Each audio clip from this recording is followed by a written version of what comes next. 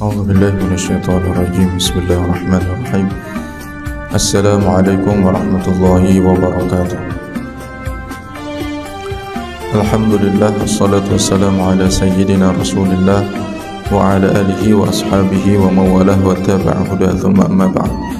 قال الله تعالى في كتابه الكريم وهو أصدق القائلين: أعوذ بالله من الشيطان الرجيم. سبحانك لا علم لنا إلا ما علمتنا إنك أنت العليم الحكيم. وقال صلى الله عليه وسلم: من سلك طريقا يلتمس فيه علما سهل الله له به طريقا إلى الجنة. صدق الله العظيم وصدق رسوله الكريم ونحن على ذلك من الشاهدين والشاكرين. اللهم ربنا زدنا علما وارزقنا فهما ووفقنا عملا صالحا. اللهم رب اشرح لي صدري ويسر li amri wahlul 'uqdatam min lisani yafqahu qawli.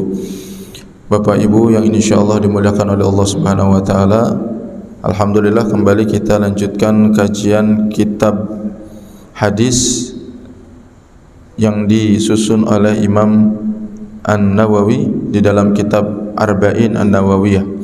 Alhamdulillah pada kesempatan malam hari ini kita sampai pada hadis ke-19. Bismillahirrahmanirrahim. Wa nafa'ana Allah bi ulumil muallif fid dharain amin. An Abil Abbas Abdullah bin Abbas radhiyallahu ta'ala anhuma qala kuntu khalfan nabi sallallahu alaihi wasallam yawman. Sayyidina Ibnu Abbas menyampaikan bahwa dulu beliau pernah berada di belakang Rasulullah sallallahu alaihi wasallam. Wa fi riwayatin, dalam riwayat yang lain disebutkan bahwa beliau ini dibonceng oleh Rasulullah sallallahu alaihi wasallam di unta. Faqala ya gulam, kemudian Rasulullah memberikan nasihat, wahai anak muda, inni u'allimuka kalimat, aku ajarkan kepadamu nasihat-nasihat.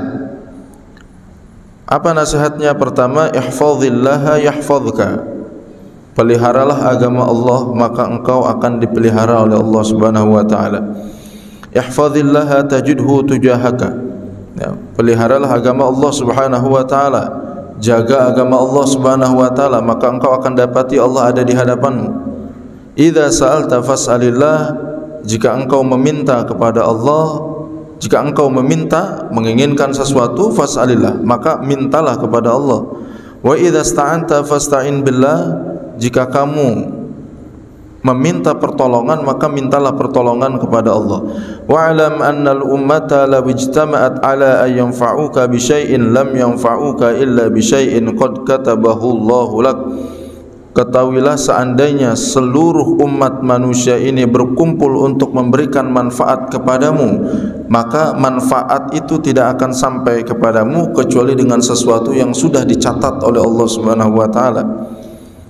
Wa in ijtama'u ala ay yadurruka bi syai'in lam yadurruka illa bi syai'in qad katabahu Allahu 'alaika.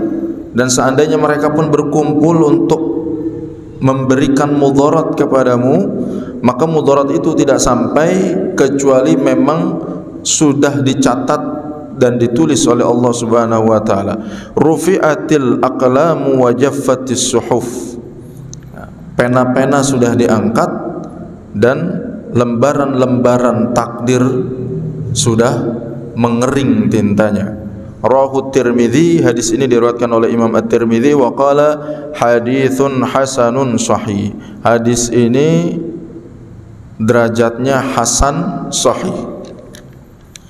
Apa yang disampaikan oleh Imam Nawawi dalam penjelasan hadis ini? Beliau mengatakan ihfazillaha yahfazka, ay ihfaz awamirahu wamtathilha wantahi an nawahihi yahfazka fi taqallubatika wa fi dunyaka wa akhiratika. Jadi laksanakan seluruh perintah Allah dan tinggalkan apa yang dilarang oleh Allah Subhanahu wa taala, maka Allah akan menjagamu dalam setiap urusanmu, baik itu urusan dunia dan urusan akhirat. Jadi sebenarnya simpel Pak ya, kalau kita ingin hidup kita ini lancar urusannya, mudah urusannya, kalaupun diuji kita menerima ujiannya, kalaupun kita terkena musibah kita diberikan nikmat sabar oleh Allah, maka kuncinya satu, yaitu melaksanakan perintah Allah, menjauhi yang dilarang oleh Allah Subhanahu wa taala. Jadi memang kalau kita lihat ayatnya, wa may yattaqillaha yaj'al lahu makhraja wa yarzuqhu min haitsu la yahtasib. Orang yang bertakwa kepada Allah diberikan oleh Allah Subhanahu wa taala jalan-jalan kemudahan. Nah, kemudahan ini bukan berarti setiap kali kita dapat masalah terus langsung ada jalan kemudahan. Bisa jadi di antara kemudahannya adalah sabar menghadapi ujian tersebut. Jadi jangan sampai juga kita berpikir kalau sudah beriman, bertakwa nggak mau diuji gitu. Kadang-kadang kan kita begitu. Ya Allah, ini saya udah rajin sholat kok masih diuji juga ini ya Allah. Ya Allah, saya kan rajin baca Al-Quran kok masih kena musibah juga ya Allah. Nah, bukan itu sebenarnya. Pasti kita diuji juga. Semakin besar, semakin tinggi tingkat keimanan kita, justru ujiannya semakin besar. Hanya saja pembedanya adalah Allah memberikan kepada kita kelapangan hati ketika kita diuji. Nah, jangan sampai mengira kita nggak diuji, Pak. Ahasiban nasu ayyutraku ayyaqulu amanna wa hum la yuftanun. Apakah orang mengira kalau dia sudah beriman, mengatakan Robnya adalah Allah, lalu setelah itu dia tidak diuji oleh Allah? Enggak, dia diuji juga oleh Allah Subhanahu wa taala. Nah, tapi ketika diuji itu, entah nanti Allah berikan jalan kemudahan atau Allah lapangkan hati kita sabar menerima ujian dan cobaan yang datang dari Allah Subhanahu wa taala. Kalau begitu bagaimana, Pak? Qala Allah taala, "Man 'amila salihan min dzakarin aw untha wa huwa mu'minun falanuhyiyannahu hayatan thayyibah." Barang siapa beramal soleh baik dari kalangan laki-laki dan kalangan perempuan, ya, wa huwa mu'min, dan dia beriman kepada Allah, falanuhyiyannahu, pasti kami akan jadikan hidupnya hayatan thayyibah, hidup yang bahagia. Ya udah, Pak. Ini kan ini pelajaran yang datang dari Al-Qur'an. Jadi bahagia itu ukurannya bukan materi ternyata. Sekarang kita ngelihat kayaknya enak tuh jadi orang kaya. Pas kita ngobrol ternyata dia pusing juga, Pak. Ya. Kita ngobrol dengan pebisnis, kita sangka enak, ternyata pas kita ngobrol dengan dia pusing juga. Jadi ternyata semua orang pusing. Yang miskin pusing, yang kaya juga pusing. Yang terkenal pusing, yang enggak terkenal juga pusing. Jadi semuanya pusing. Lalu siapa yang tidak pusing? Siapa orang yang tidak pusing? Man amila salihan min dzakarin au untha. Tadi orang yang beramal soleh dari kalangan laki-laki dan perempuan, kemudian dia beriman pada Allah Subhanahu wa taala karena dia mendapatkan janji Allah, falanuhyiyannahu hayatan thayyibah, diberikan hidup yang berkualitas, hidup yang baik, hidup yang senang, hidup yang bahagia. Nah, jadi nanti kita ajarkan juga ke anak-anak kita, ke cucu-cucu kita, Pak. Kalau kamu mau bahagia, syaratnya adalah beramal soleh dimanapun, kapanpun, dalam keadaan apapun, beramal soleh. Wa ma yahsulu lil abdi minal bala wal masaib bisababi tad'i'i awamirillahi ta'ala. Dan ketika seorang hamba itu terkena bala, terkena musibah, nah itu bisa jadi disebabkan karena pengabaian kita terhadap perintah Allah. Kenapa hidup itu terasa sempit gitu, Pak? Kalau tadi kan orang beriman, orang bertakwa tuh kalaupun diuji dari kanan dari kiri, hati dia tenang, dia tetap husnuzon pada Allah. Ini ujian yang akan mengangkat derajat dia kepada Allah. Tapi kalau orang tidak beramal soleh, orang nggak bertakwa, ketika ditimpa ujian dari berbagai sisi, itu dia merasa sempit hatinya, Pak. Gak tenang hatinya, gak bahagia. Bahkan mungkin ada sebagian di antara kita itu mungkin rela untuk melakukan apapun, ya, mungkin bunuh diri lah dan sebagainya dan sebagainya. Jadi, nah ini dia, Pak. Jadi kita harus bisa mengukur kalau ada musibah kepada kita, ini musibah ini apakah ujian? Kalau orang beriman terus dapat musibah kan ujian, Pak. Apakah ini hasil dari dosa kita? Itu kita harus bisa ngecek di situ, Pak. Ya kalau bisa sih kita introspeksinya, mungkin dari dosa saya, makanya awali dengan istighfar. Jadi jangan juga kita merasa saya kan udah bertakwa gitu. Bisa jadi juga datang dari kemaksiatan yang dulu pernah kita lakukan. Maka disampaikan oleh Allah Subhanahu wa taala, wa ma asabakum min musibatin fabima kasabat aydikum. semua musibah yang tertimpa padamu itu datang dari kelakuanmu. Makanya ada beberapa hadis Rasulullah SAW yang menyampaikan kenapa hujan gak turun-turun. Itu alasannya. Kenapa hujan gak turun-turun? Bisa jadi ada orang yang zolim. Apa kezolimannya? Gak bayar zakat. Hujan gak turun-turun. Tapi alhamdulillah di Bogor turun terus. Alhamdulillah, berarti masih pada bayar zakat ini. Tapi itu yang terjadi, Pak. Bisa jadi musibah yang datang kepada kita itu pun dari kezaliman yang sudah kita lakukan. Waliyadzubillah. Kemudian tajidhu tujahak. Kalau engkau pelihara agama Allah, engkau ikut dan nurut kepada Allah, maka engkau akan dapati Allah ada di hadapanmu. Qala sallallahu alaihi wasallam, ta'arraf ilallah fir rakha'i ya'rifka fis syiddati. Kalau kamu datang kepada Allah dalam keadaan bahagia, dalam keadaan lapang, maka Allah akan datang kepadamu dalam keadaan kamu susah. Cuman kadang-kadang kita lebih sering saat bahagia lupa Allah, saat susah ingat Allah. Tapi itu masih agak mending, Pak. Ada juga orang yang susah gak ingat Allah, ya Pak ya. Ada juga, Pak. Ya, lagi bahagia nggak ingat Allah, pas susah juga nggak ingat Allah. Nauzubillah. Ya syukur-syukur dalam keadaan apapun ingat Allah. Wa qad nasallahu ta'ala fi kitabihi annal amal as-salih yanfa'u inda syiddah. Bahwa ditetapkan di dalam kitab Allah Al-Qur'anul Karim, amal soleh itu bermanfaat inda syiddah. Saat kita dapat kesulitan, itu amal soleh itu bisa memberikan manfaat kepada kita, wa yunji fa'ilahu, dan bisa menyelamatkan orang yang beramal soleh tersebut. Wa anna amalal masaib yuaddi bi sahibihi ila syiddah, dan musibah amalan-amalan yang buruk itu bisa membawa orang tersebut pada kesulitan. Jadi amal soleh yang kita lakukan itu bisa membawa kita pada jalan keluar. Bisa misalnya, Pak, kita pernah dengar satu riwayat 3 orang masuk gua, ya Pak. Ya, karena kehujanan masuk gua, Pak. Ya, ternyata gempa bumi, akhirnya tertutup guanya. Ya, ketutup semuanya, Pak. Lalu di dalam pada bingung nih, bagaimana cara keluarnya? Nah, masing-masing mereka kemudian bertawassul. Nah, istilah tawassul. Tawassul dengan amal soleh. Nah, tawassul asal kata dari tawassala ya tawassalu. Ya, artinya menjadikan amal soleh sebagai perantara antara dia dengan Allah Subhanahu wa ta'ala. Dia berdoa kepada Allah, ya Allah, aku ingin keluar dari tempat ini. Kemudian sambil dia menyebutkan amal soleh yang pernah dia lakukan. Kalau amal soleh yang aku lakukan kemarin-kemarin itu ikhlas, ya Allah, tolong ya Allah, keluarkan kami dari tempat ini. Itu sudah tertutup, Pak, guanya. 3 orang ini macam-macam amalannya, ya, macam-macam amalannya. Ada yang bertawasul kepada Allah Subhanahu wa ta'ala dengan amalan bahwa dulu dia menyukai seorang perempuan cantik jelita, lalu perempuan itu dia datangi, perempuan yang gak mau, terus suatu saat perempuannya butuh. Pas butuh datang ke laki-laki itu, kata laki-laki itu, kalau kamu mau saya cukupi, maka kamu harus rela untuk berhubungan badan dengan saya.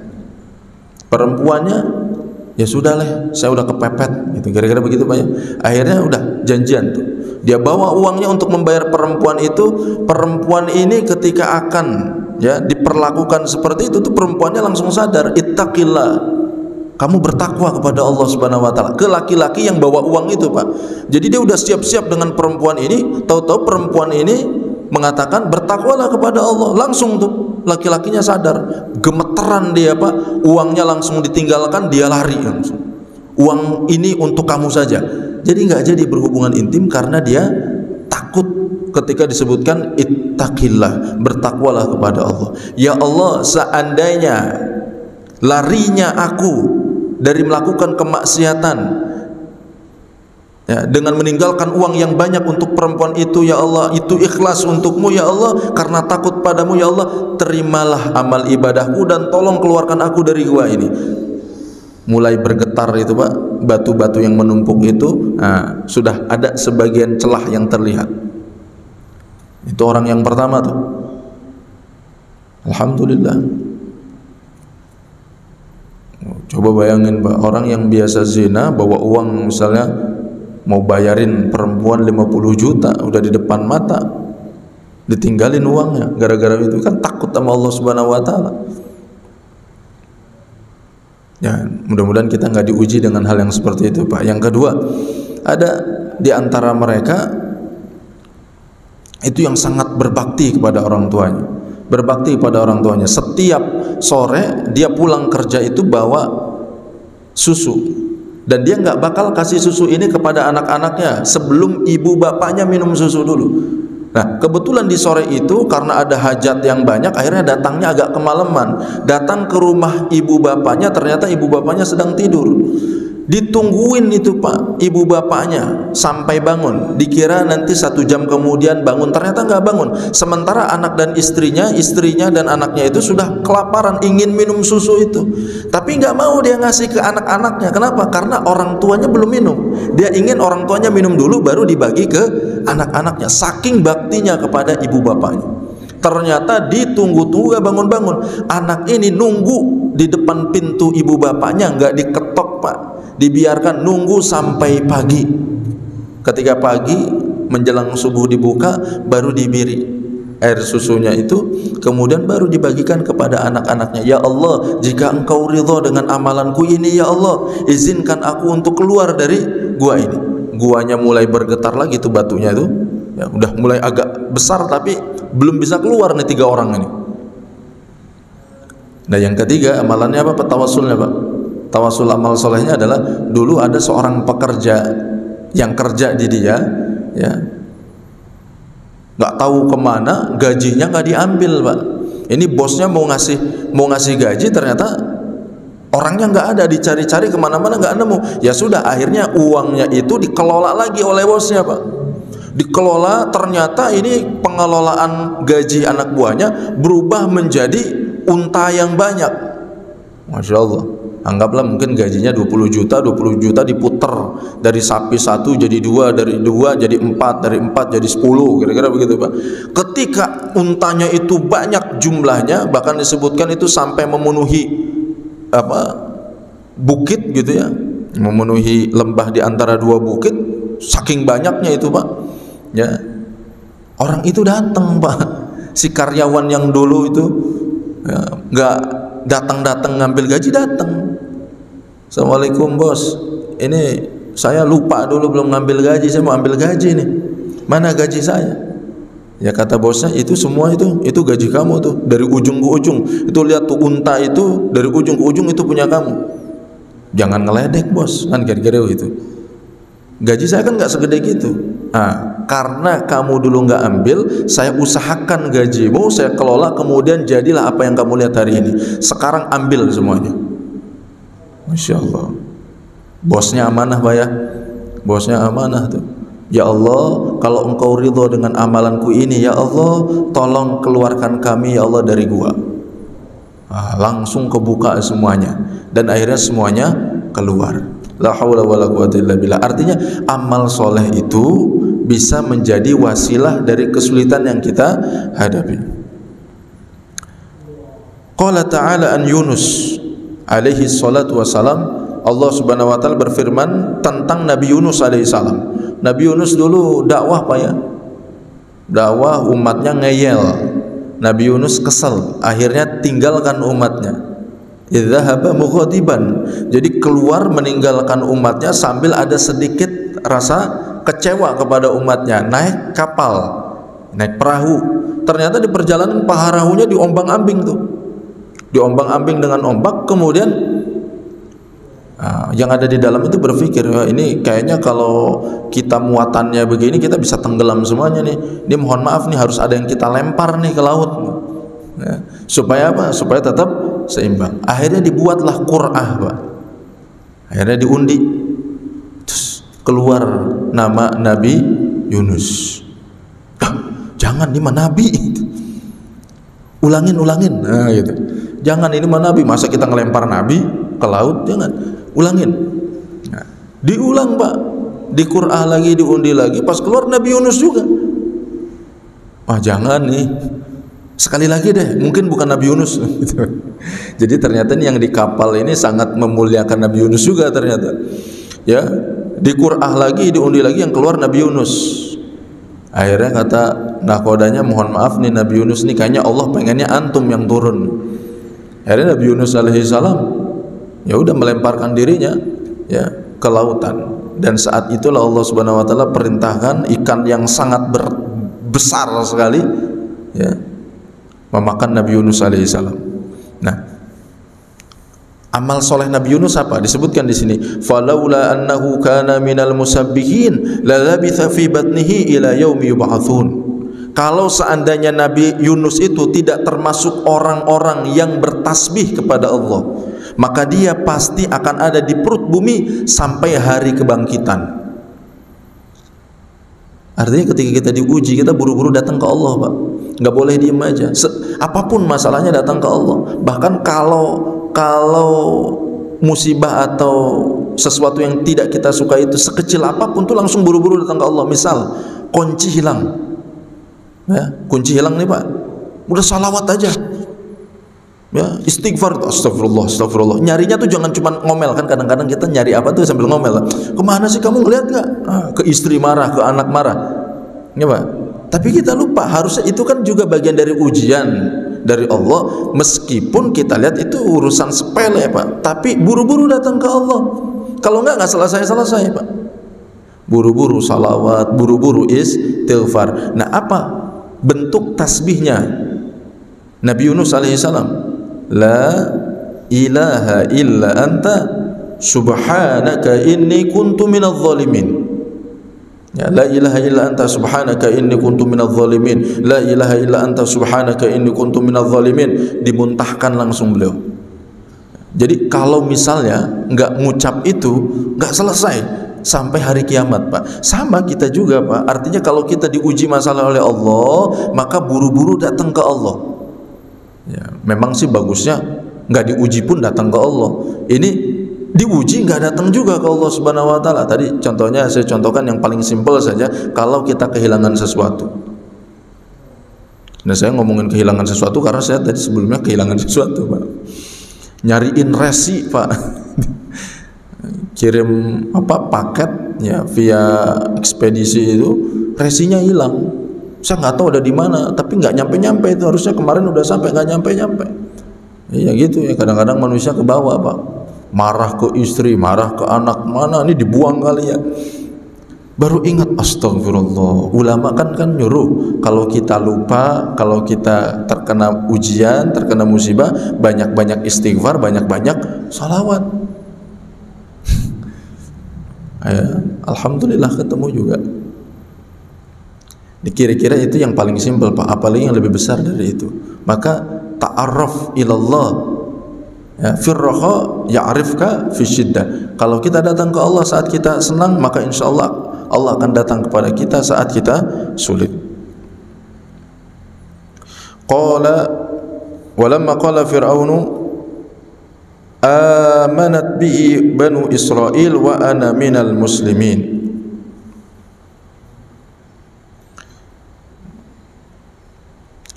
Jadi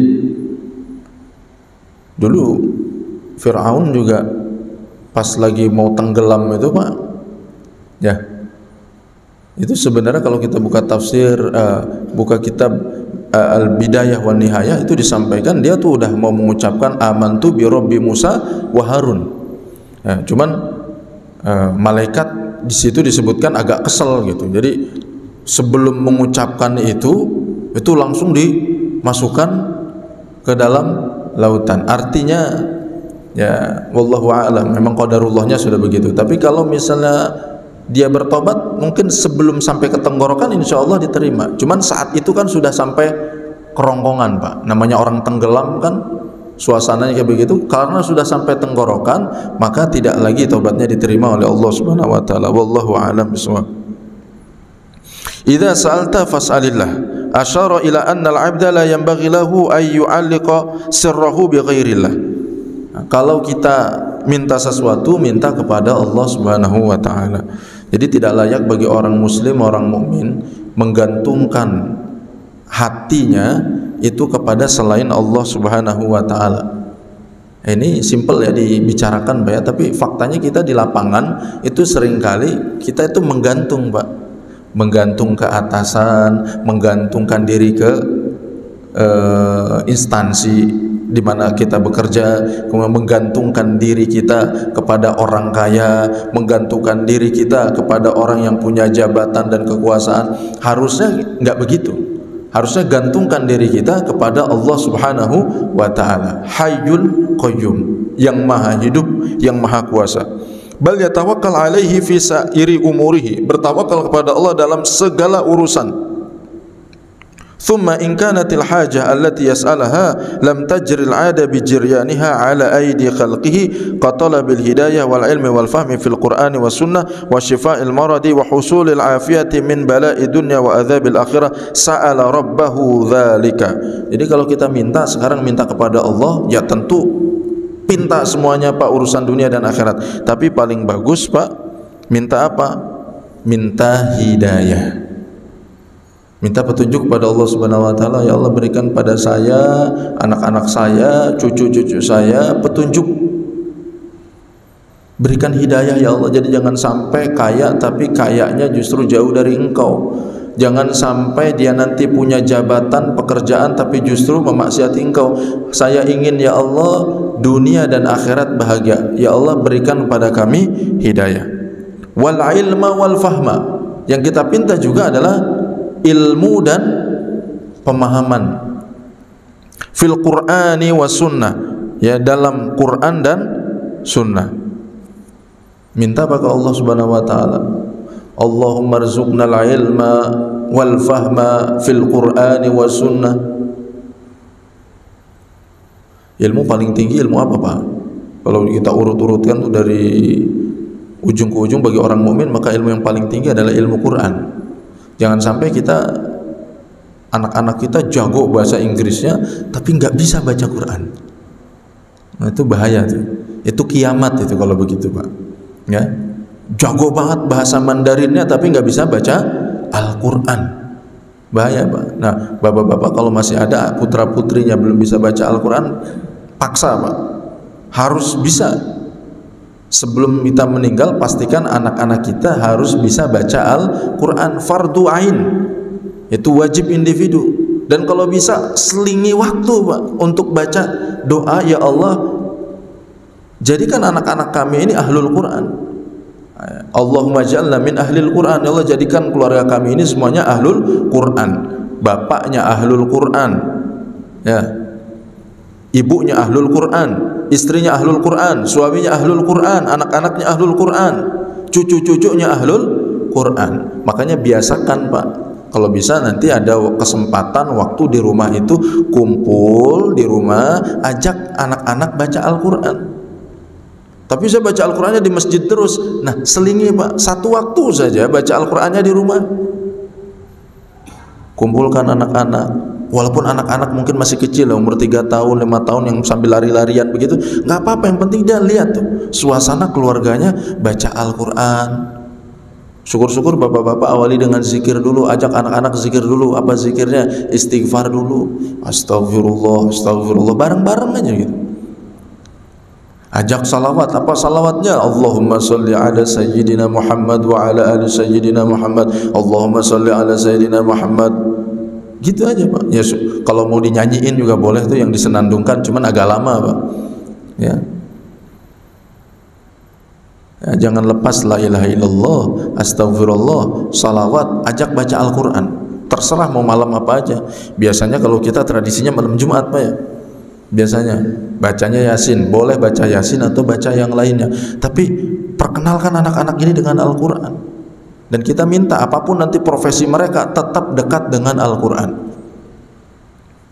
Sehingga kalau minta, wa idza sa'alta fas'alillah, dia kalau minta hajat apapun dia mintanya ke Allah Subhanahu wa taala. Ya kadang-kadang itu tadi, karena kita seringkali bergantungnya tidak kepada Allah gitu ya. Semuanya harus hitung-hitungan logika. Saya ini mau berangkat haji, waduh tapi kayaknya masih lama nih. Tapi belum ada biaya nih. Ya niat aja dulu, niat aja, niat nggak bayar gitu ya. Niat aja dulu gitu. Nanti urusan berangkat itu urusan Allah Subhanahu Wa Taala. Nggak pernah tahu.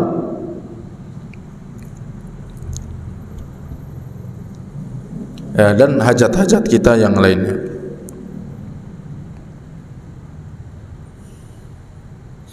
Jadi tawakal kepada Allah Subhanahu Wa Taala atau bergantung kepada Allah. Imam Al-Qushairi menyampaikan bahwa batas tawakal yang paling rendah adalah kita seperti mayit. Jadi mau dibolak-balik sama Allah seperti apapun dia, kalau mayit itu kan, jenazah itu kan nggak mungkin nolak kan, Pak ya. Ya, yang mandiinnya kan dibalik ke kanan, dia ke kanan, dibalik ke kiri dia ke kiri. Nggak ada kan jenazah Pak ya dibalik ke kanan terus dia geser gitu kan, nggak ada. Itu gambaran para ulama. Jadi tawakal itu adalah kamu seperti mayit, dilakukan apapun oleh Allah Subhanahu Wa Taala, diperlakukan apapun oleh Allah diterima. Nah,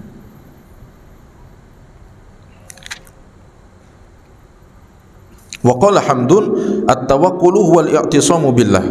Ya, Hamdun mengatakan bahwa tawakul atau tawakal kepada Allah Subhanahu Wa Taala adalah al-i'tisamu billah. Ya, berpegang teguh kepada Allah Subhanahu Wa Taala. Kita punya bapak aja, gara-gara punya bapak hidup kita santai.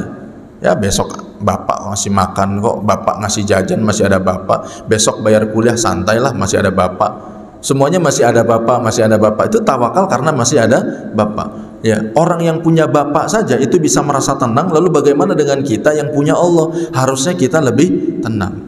Ya, tapi faktanya susah, Pak. Sebenarnya kalau lebih ekstrim lagi itu hadis Rasulullah SAW. Kalau kita tawakalnya benar, maka nanti diganti tawakalnya itu seperti burung.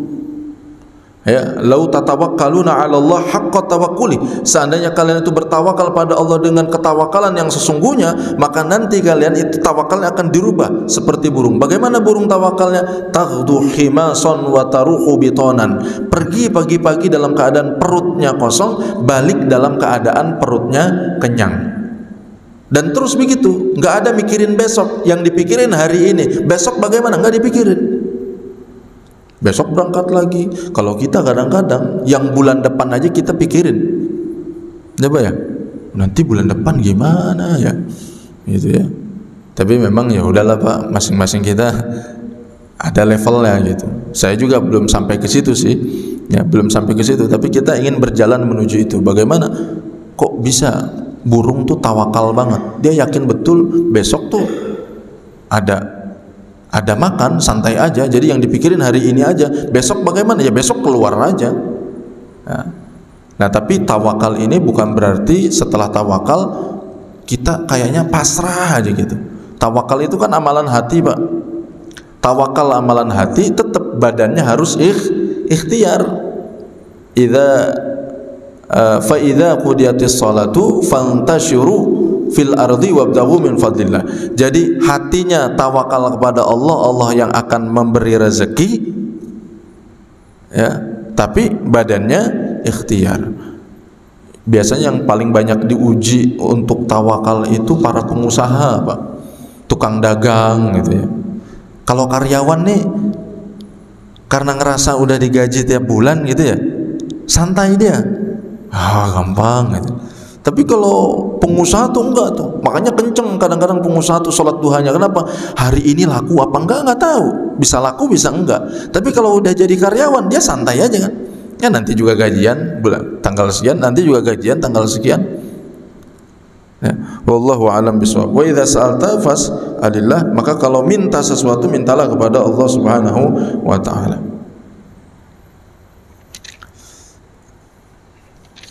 Kita lanjutkan hadis berikutnya, ya, mudah-mudahan bisa hatam Pak ya. Berikutnya Abi Mas'ud radhiyallahu taala anhu qala Rasulullah sallallahu alaihi wasallam, inna mimma adraka an-nasu min kalamin nubuwwatul ula idza lam tastahyi fasna ma syi'ta.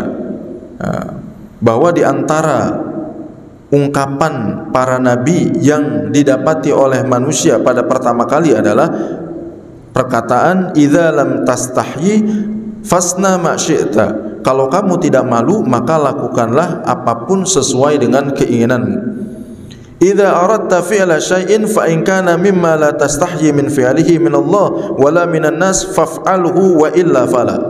Jadi sebenarnya malu ini bagian dari salah satu cabang iman. Cabang iman kan banyak Pak. Paling tinggi la ilaha illallah, paling rendah adalah kita merapihkan jalan. Kalau ada duri kita hilangkan durinya. Nah, di antara keimanan itu, cabang keimanan itu rasa malu. Nah, sekarang kalau dicabut rasa malu, maka orang bisa melakukan apapun. Ya, nggak malu dianggap maksiat, nggak malu misalnya pacaran di pinggir jalan, nggak malu melakukan kerusakan. Tadi subuh-subuh saya berangkat pengajian itu Pak, di jalan itu anak-anak ABG itu Pak tawuran. Jadi parang panjang Pak, pedang gitu ya, bawa pedang, bawa parang, banyak jumlahnya Pak. Saya masuk ke situ, astagfirullahaladzim, la haula wala quwwata illa billah. Tapi orang itu udah nggak punya malu. Mungkin zaman dulu berantem kita mikir-mikir ada orang berhenti, ini sekarang mah enggak Pak, terus aja dia. Termasuk juga melakukan kemaksiatan yang lain. Ya, pacaran di mana-mana, di pinggir jalan. Di sini juga banyak kayaknya. Nya di pinggir jalan nggak malu. Ya, bukan suami istri tiduran di berbarengan gitu. Waliyazubillah. Ya, idza lam tastahyi fasna ma syi'ta. Maka rasa malu ini harus kita pupuk Pak. Alhamdulillah masih punya rasa malu kepada manusia. Afdolnya adalah kita punya rasa malu kepada Allah Subhanahu wa taala. Kalau ada orang punya rasa malu kepada manusia, setidaknya dia melakukan kemaksiatan tidak di depan umum, Pak. Ya, jadi dia yang ngumpet-ngumpet misalnya, mau zina ya ke hotel gitu kan. Ya, terus mau mabok ya mungkin nggak di depan umum, dia cari tempat kosong di mana begitu Pak ya. Tentu ini juga nggak bagus. Yang lebih bagus lagi adalah kita merasa diawasi oleh Allah sehingga ada rasa malu itu dimanapun kapanpun. Oleh karena itu para ulama itu menyampaikan min babil adab, dari sisi adab hendaknya mandi itu pakai kain basahan. Kan sudah tertutup Pak tempatnya di kamar mandi, tapi dari sisi adab dianjurkan menutup badan kita pakai kain basahan, jadi tidak telanjang bulat. Kenapa dianjurkan begitu? Karena kan Allah melihat, karena Allah menyaksikan, karena Allah melihat. Ini aurat Allah lihat. Termasuk mohon maaf dalam berhubungan suami istri misalnya, itu dianjurkan juga dalam Islam. Di antara adabnya adalah di bawah selimut, anjurannya begitu. Ya cuman kadang-kadang kalau udah lagi begitu udah lupa. Ya, la haula wala quwwata illa billah. Masya Allah. In lam tastahyi fasna ma syi'ta. Kalau nggak punya malu ya sudah, kamu lakukan apapun yang kamu inginkan.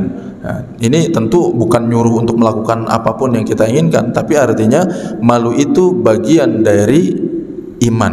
Kalau hilang malunya maka sebagian imannya sudah hilang. Jadi alhamdulillah nih kalau kita semuanya masih malu nih maksiat di sini. Jadi maksiatnya nggak di Telaga Kahuripan, di mana Cibinong dia bikin maksiatnya. Bukan bagus sih, tapi masih agak mending dibandingkan orang melakukan kemaksiatan di halayak ramai. Ya, tapi kita inginnya tidak begitu Pak. Inginnya kita lebih tinggi dari itu, malu karena dilihat oleh Allah Subhanahu wa taala. An Abi Amr wa qila Abi Amrah Sufyan bin Abdullah Ats-Tsaqafi qala qultu ya Rasulullah qul li fil islami qawlan la as'alu anhu ahadan ghairaka. Ya Rasulullah, berikanlah kepadaku satu wasiat yang aku tidak akan tanyakan lagi kepada selain dirimu. Qala qul amantu billah tsumma istaqim. Katakanlah aku beriman pada Allah dan istiqomahlah. Jadi kita disuruh beriman pada Allah, kemudian kita istiqomah di jalan Allah Subhanahu wa taala. Sampai kapan Pak istiqomah Pak? Sampai kapan kita menyembah Allah? Wa'bud rabbaka hatta ya'tiyakal yakin. Nyembah Allah itu sampai kita bertemu dengan kematian kita. Nggak lama sih Pak, insya Allah nggak lama sih.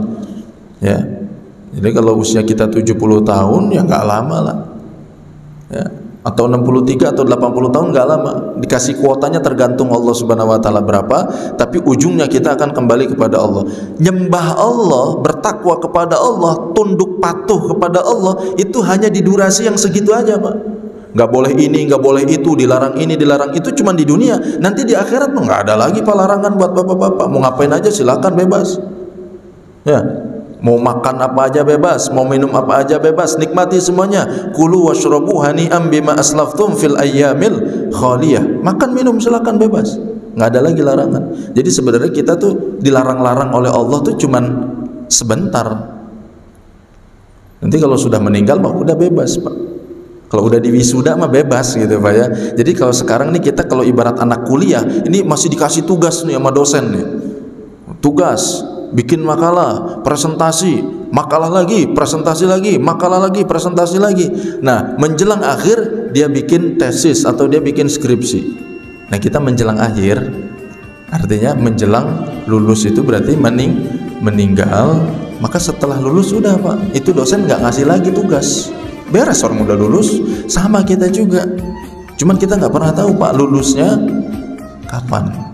Tapi insya Allah nggak lama lagi juga lulus. Nah, kalau sudah lulus, alhamdulillah nggak ada lagi larangan, tidak ada lagi perintah. Yang ada adalah nikmati, nikmati, nikmati.